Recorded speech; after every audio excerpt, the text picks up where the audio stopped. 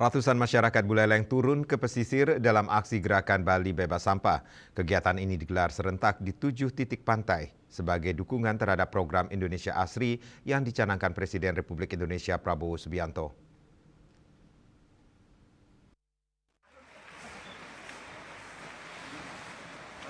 Aksi bersih pantai dipusatkan di Pantai Kampung Baru dan melibatkan unsur pemerintah, TNI, Polri, pelajar hingga komunitas lingkungan. Selain di kawasan pantai, 148 desa se-Kabupaten Buleleng juga menggelar kegiatan serupa di wilayah masing-masing. Bupati Buleleng Inyuman Sujitra menegaskan gerakan ini akan dilakukan secara berkelanjutan sebagai bentuk komitmen menjaga laut dan lingkungan. Sampah yang terkumpul dipilah dan diangkut ke TPA Bengkala untuk pengelolaan lebih lanjut. Melalui kolaborasi pemerintah dan masyarakat, Bupati Buleleng menegaskan komitmennya mewujudkan daerah yang bersih, sehat, dan lestari. Yasri Yuli, Bali TV.